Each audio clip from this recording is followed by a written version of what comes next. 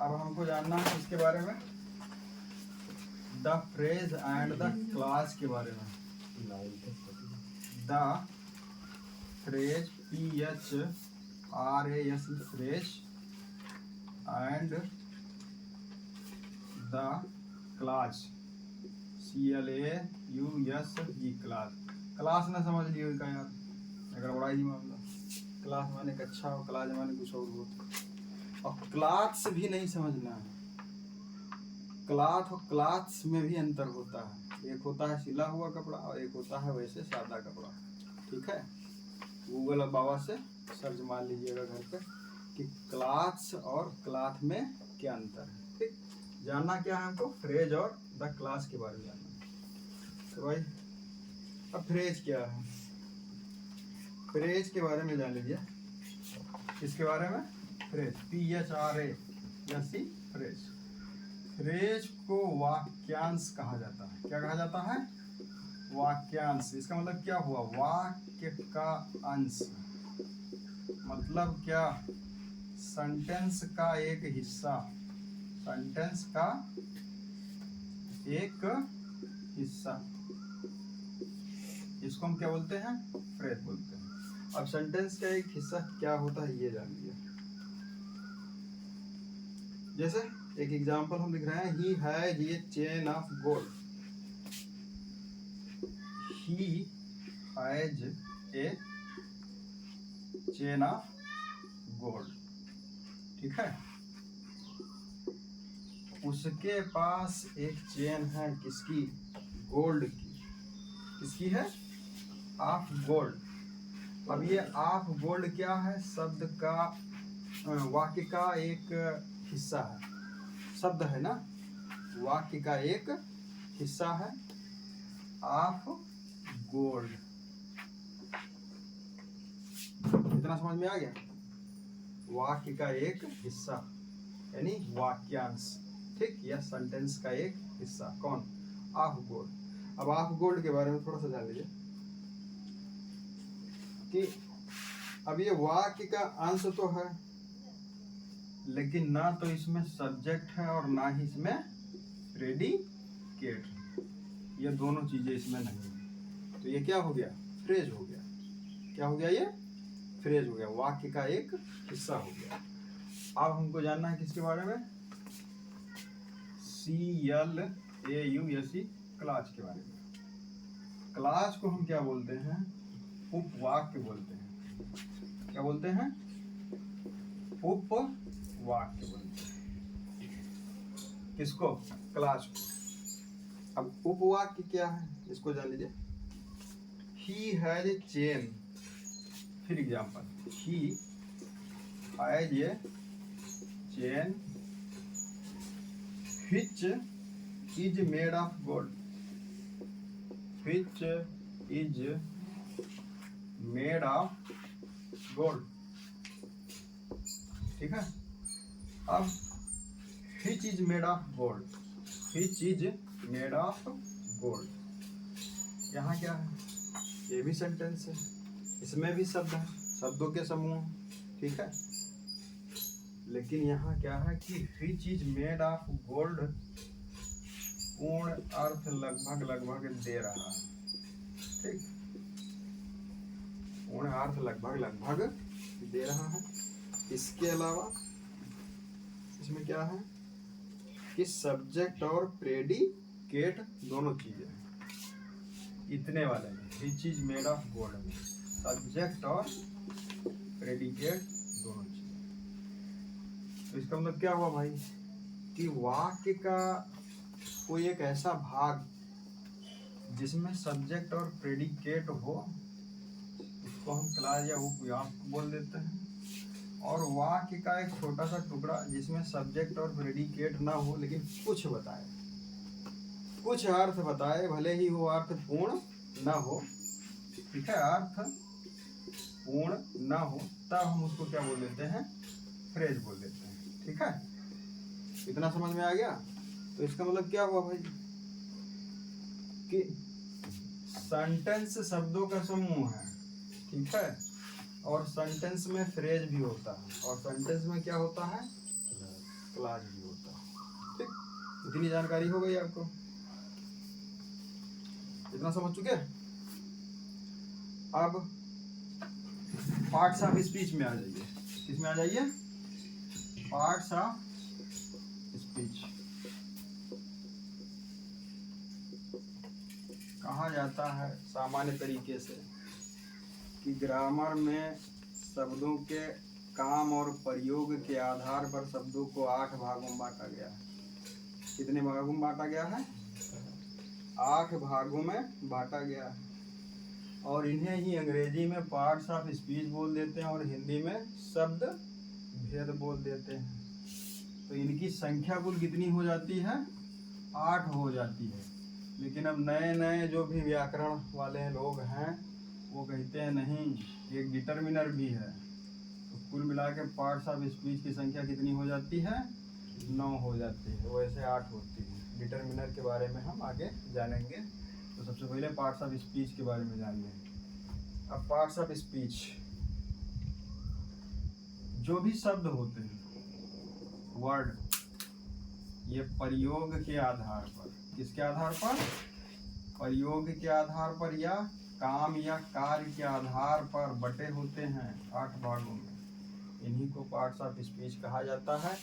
कौन कौन से हैं आप बताना शुरू कर दीजिए भाई। पहला कौन सा?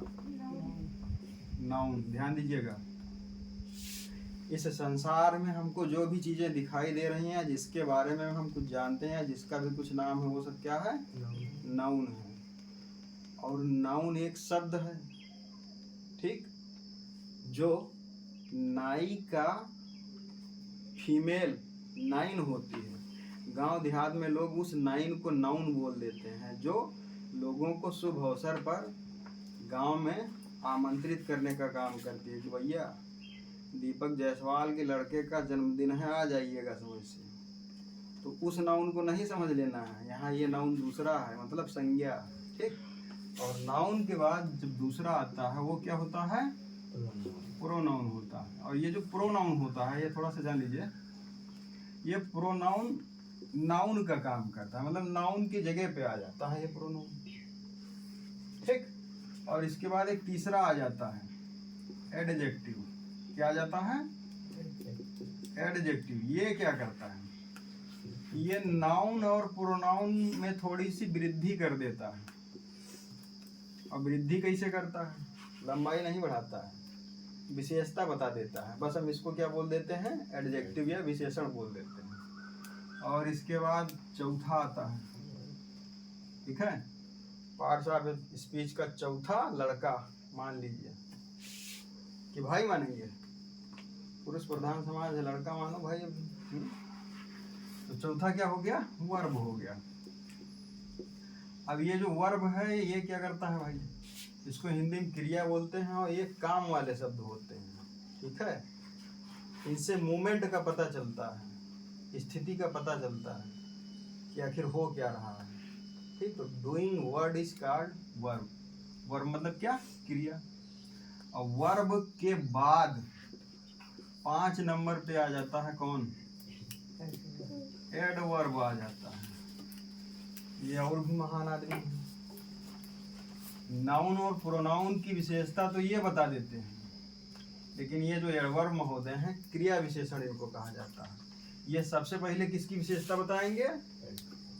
वर्ब की विशेषता बता देंगे। इसके बाद फिर ये एडजेक्टिव की भी विशेषता बता देते हैं। किसकी विशेषता? और जब बर्दाश्त नहीं होता है तब ये अपनी विशेषता भी बता देते हैं। ठीक है, यानी कुल मिला के ये 3 लोगों की विशेषता बताते हैं। कौन? एडवर्ब भाई साहब। और एडवर्ब के बाद क्या आ जाता है? कौन बताएगा भाई? प्रीपोजिशन। प्रीपोजिशन। अब प्रीपोजिशन को हिंदी में क्या कहा जाता है? संबंध सूचक। संबंध बताने का काम करते हैं। कौन? प्रीपोजिशन भाई साहब। संबंध कैसे बताते हैं ये भी जान लीजिए। तो जो प्रीपोजिशन होता है ये नाउन या प्रोनाउन का संबंध वाक्य में दूसरे नाउन या प्रोनाउन से बता देता है। ठीक, इसका मतलब ये हुआ कि अगर किसी सेंटेंस में दो नाउन आ गए तो दोनों के बीच क्या करेगा, प्रीपोजिशन संबंध बताएगा। ठीक है, या नाउन या प्रोनाउन आ गया तो उनके बीच संबंध बताएगा। अब प्रीपोजिशन को समझने के लिए आप ऐसे समझ सकते हैं भाई कि उदाहरण के लिए ये क्या है, एक टेबल है, मेज, ठीक, और यहाँ रखी हुई है बुक, छू रही है। हमने कहा the book is on the table, तो ऑन क्या हो गया, प्रीपोजिशन, टच कर रहा है। अब हमने कह दिया the book is over the table, क्या कहा, ओवर द टेबल, मतलब बुक है लेकिन मेज के ऊपर है, टच नहीं कर रही है। ठीक है, इसके बाद हमने कह दिया the book is under the table, क्या कह दिया, अंडर, यानी किताब मेज के नीचे है। ठीक, मैंने कह दिया frog is in the well, मेढक कहाँ है, कुएं में है। तो ये सब क्या है, ये सब क्या हो गए, प्रीपोजिशन हो गया या संबंध सूचक हो गया। इसके बाद एक और अगले भाई साहब आ जाते हैं, उनको क्या कहा जाता है, CON की CUN, बताओ, CON JUNCTION, कंजंक्शन, कंजंक्शन। इनका जो काम है बहुत ही अलग काम है और इनको समुच्चय बोधक अवयव कहा जाता है। ये भाई साहब जोड़ने का काम करते हैं। क्या काम करते हैं, ये दो शब्दों को जोड़ देंगे, दो वाक्यों को जोड़ देंगे। ठीक है, और कुल मिला के कहीं ना कहीं दो वाक्यों को जोड़ देते हैं। कैसे जोड़ देते हैं, ये है ओठ, ठीक, एक हिस्सा हो गया, और हमने फिर ऐसे कुछ किया और फिर ये दूसरा बना दिया। अब ये खुला हुआ ओठ है, और इसी में हम क्या किए, फेविक्विक लेके आए, और इसके बाद में फिर हमने क्या किया, इसको बंद ओठ के रूप में परिवर्तित कर दिया। लेकिन आपको ऐसा नहीं करना है। फेविक्विक बहुत ही अच्छी चीज़ है, प्लास्टिक को प्लास्टिक से जोड़ देती है, लेकिन आप ओठ को ओठ से जोड़ देंगे तो मामला गड़बड़ हो जाएगा, तुरंत हॉस्पिटल जाना पड़ेगा। तो आपको ऐसा नहीं करना है। ठीक, ये जो कंजंक्शन होता है ये क्या होता है, जोड़ने का काम करता है, समुच्चय बोधक अवयव के रूप में जाना जाता है। उदाहरण के लिए हमने कहा 2 and 2 make 4, 2 TWO, and 2 TWO 2, ठीक है, दो हो गया, क्यों, 2 and 2। अब यहाँ गलती क्या है हमको बता दीजिए भाई, make 4, 2 और 2 4 बनाते हैं, इस सेंटेंस में कहाँ गलती है, ये इस्तेमाल होना चाहिए।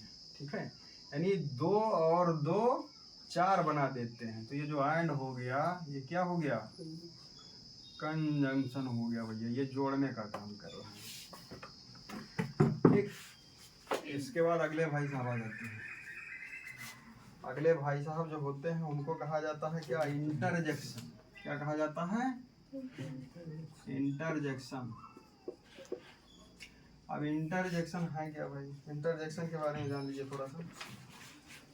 इंटरजेक्शन को कहा जाता है विस्मयादि बोधक अवयव। ठीक, क्या कहा जाता है, विस्मयादि बोधक अवयव। किसको, इंटरजेक्शन को। और इसकी एक पहचान होती है, ये लगा होता है साइन ऑफ एक्सक्लेमेशन। कभी कभी आप खेल के मैदान में कोई गेम खेल रहे होते हैं और खेलते समय क्या होता है कि आप जीत जाते हैं तो बहुत तेज हल्ला मचाते हैं, ओहो हम जीत गए। ठीक है, ओहो हम जीत गए, तो hurrah we have won the game. हमने एक एग्जाम्पल लिखा, क्या लिखा, हुर्रा। सुग्गा पट्टू होते जब बाली चबाए लागे थे तब हुर्रा हुर्रा कहे लागे थे, वो हुर्रा ना समझ लियो, ठीक, या हो रहा ना समझ लियो भोजपुरी वाला। तो hurrah we have won the game, we have won, बिन का कौन सा फॉर्म हो गया ये? हाँ, अरे यार हैज के साथ कौन सा फॉर्म लगता है? थर्ड फॉर्म लगता है। तो we have won the game. ठीक, तो ये इस प्रकार का सेंटेंस क्या है? इंटरजेक्शन है। ठीक है, और ये अवयव जो हुर रहा है यही इंटरजेक्शन है। और सेंटेंस के आधार पर देखा जाए तब तो ये एक्सक्लेमेटोरी हो गया ना, अचानक निकल रही है बात, या अचानक वाक्य निकला। अब कभी कभी क्या होता है कि हम रोड पे जा रहे होते हैं, सड़क पे दुर्घटना हो जाती है, तो मुंह से निकलता है अरे बेचारा मर गया। तो अलास सीज डेट, हमने लिखा ALAS अलास, सिंबल लगाया और लिख दिया हमने ही इज डेड। तो ये जो अलास है ये क्या है? इंटरजेक्शन है। और ये जो सेंटेंस बना इसके आधार पर, कहाँ काइंड्स ऑफ सेंटेंस के आधार पर कौन सा सेंटेंस बना? एक्सक्लामेटोरी सेंटेंस बना। तो कुल मिला के पार्ट्स ऑफ स्पीच की संख्या कितनी होती है? 8 होती है। ठीक है, लेकिन नए नए विचारक आ गए हैं और नए नए ग्रामर वाले आ गए हैं जो ग्रामर की किताब लिख रहे हैं। वो कहते हैं भैया 8 नहीं, एक डिटर्मिनर भी है, 9वां। कौन सा? DETERMINER, determiner. और थोड़ा हम इसमें संशोधन कर दें, यस लगा दें, तो डिटर्मिनर्स भी क्या है? पार्ट्स ऑफ स्पीच का हिस्सा है। तो कुल मिला के पार्ट्स ऑफ स्पीच कितने हो जाते हैं? 9 हो जाते हैं। और डिटर्मिनर्स को कहा जाता है निर्धारक। क्या कहा जाता है? निर्धारक कहा जाता है। हिंदी जान लीजिए इसकी, निर्धारक। ठीक है, वास्तव में ये जो डिटर्मिनर है, a and the, this that, these, those, every, each, some, any, my, his, one, two. ठीक, बहुत लंबा हो गया, थोड़ा सा यहाँ से इसको मिटा लीजिए, इधर वाला हिस्सा मिटा लो, जल्दी जल्दी मिटा लो। इधर का हिस्सा क्लास से नीचे तक चले आओ पूरा, और आओ इधर आओ, हाँ नीचे नीचे आओ, हाँ बस बस बस, और चलो। तो थोड़ा सा डिटर्मिनर के बारे में जान लो। किसके बारे में बताओ भाई? डिटर्मिनर की स्पेलिंग, या जो पार्ट्स ऑफ स्पीच का नाम है, DETER या माई या नी यार, यस डिटर्मिनर्स। हिंदी में इनको निर्धारक कहा जाता है। क्या कहा जाता है? निर्धारक कहा जाता है। ठीक, ये क्या करते हैं? संकेत करते हैं, और वाक्य में सबसे पहले ये प्रयोग किए जाते हैं। निर्धारित करते हैं किसको? इनके बाद के जो शब्द होते हैं उनको निर्धारित ये कर देते हैं। ठीक है, कौन कौन से? मुख्य रूप से डिटर्मिनर के बारे में हम बस केवल ए एंड दी को जानते हैं, ए एंड द, लेकिन इनके अलावा भी और बहुत सारे शब्द हैं जो डिटर्मिनर हैं। कौन कौन से? A and the, this, that. That आ गया तो दोज भी आएगा ना, क्यों? दोज आएगा कि नहीं आएगा? अगर दोज आ गया तो दीज भी आ जाएगा, अब दूर है तो नजदीक। दीज के बाद में फिर आ जाता है एवरी, AVERY, एवरी। एवरी के बाद ईच, EACH, ईच। ईच के बाद सम, सम के बाद एनी, और एनी के बाद माई, हिज आ गया, 1 2 आ गया, 1 2, और इसके बाद कह देता है आदि, यानी कि अभी और भी है डिटर्मिनर। ठीक, तो ये 9वां पार्ट्स ऑफ स्पीच है। पार्ट्स ऑफ स्पीच समझ में आ गया? हाँ, तो अब तक आपने कितना सीखा भाई? 1 2 3 4 5 6 7 8 चीज़ों के बारे में, या बेसिक इंग्लिश ग्रामर में आपने 8 छोटे छोटे टॉपिक के बारे में क्या किया है? सीख ले लिया। ठीक। अब इसी के आधार पे क्या करना है, कुछ क्वेश्चन बना लेना है और कुछ नोट्स बना लेना है। ठीक है।